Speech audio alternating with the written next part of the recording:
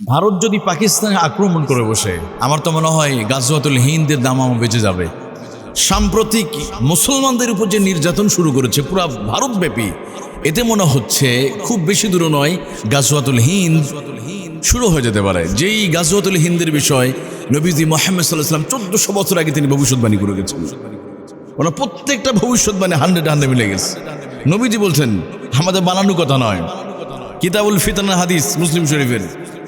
নবীজি বলেন, ইসাবাতানি মিন উম্মতি তাগজুল হিন্দা ওয়া তাকুনু মা ঈসা ইবনে মারইয়াম।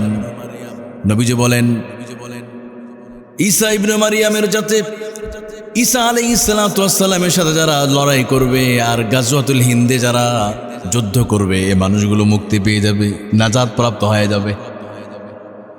ইসাবাতানি মিন উম্মতি তাগজুল হিন্দা, হিন্দুস্তান উপমহাদেশে লড়াই। এই লড়াইয়ের আমরা ইতিমধ্যে বুঝতে পারছি মানে আলামতগুলো পুরো ভারতব্যাপী। কাশ্মীরের ঘটনাকে তুলনা করে দুদিন পর পর দেখবেন তারা একটা ঘটনা ঘটায়, মুসলমানদের চাপ দেয়।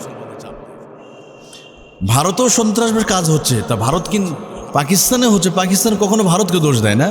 অথচ ভারতে একটা ছোটোখাটো বোমা ফুটলেই বলে হয় পাকিস্তানকে দোষ দেয়। যেই জায়গাতে পেহেলগামে ঘটনা ঘটলো, যে পেহেলগামে প্রতি 2-3 হাত অন্তর একজন করে সেনা দাঁড়িয়ে থাকে, যেখানে 8 থেকে 10 লক্ষ সেনা আছে ভারতের, সেখানে কিভাবে জঙ্গিরা ঢুকে হামলা করে আবার নিরাপদে চলে যেতে পারে 2 ঘন্টা ব্যাপী। আবার অসুস্থ ব্যক্তিরা যারা পড়েছিল তাদেরকে সাহায্য করার কেউ আসে নাই। এটা বোঝা যাচ্ছে নরেন্দ্র মোদী ইচ্ছাকৃতভাবে ঘটনা ঘটেছে। অর্থাৎ এরকম একটা গুজব ঘটায় তারা কি করবে, পুরা ভারতব্যাপী মুসলমানদের নির্যাতনের একটা কাটবে। ইতিমধ্যে বিভিন্ন জায়গাতে, আপনার দিল্লিতে বলেন, কলকাতা বলেন, ভারতের বিভিন্ন এলাকা মুসলমানদেরকে তাদের মসজিদগুলো আগুন দিয়ে পুড়ে দেওয়া হচ্ছে, ঘরগুলোতে আগুন দেওয়া হচ্ছে। কি অপরাধ তাদের, অপরাধ তারা মুসলমান।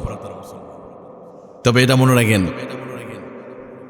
রাখবেন, বাড়াবাড়ি আপনাদের সীমা লঙ্ঘন হয়ে গেলে নিজেদেরকে নিজেরা ধ্বংস করবেন। আপনাদের চতুর্দিকে, একদিকে পাকিস্তান এক আজাদ কাশ্মীর কন্ট্রোল করতে গিয়ে 10 লক্ষ সেনা এদিকে চলে যায়, অন্যদিকে বাংলাদেশ সীমান্ত, চায়না আছে, এইসব এলাকা আপনার সেনা যত থাকুক না কেন এদিকে কন্ট্রোল করতে শেষ হয়ে যাবে।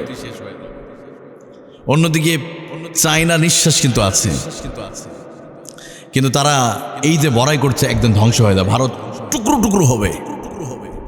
নিজেদের অস্তিত্ব তারা ধরে রাখতে পারবে না, তাদের অহংকার ক্ষমতার দম্ভ তাদেরকে ধ্বংস করবে।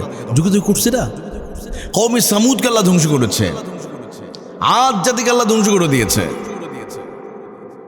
ফেরাউনকে আল্লাহ ধ্বংস করে দিয়েছে।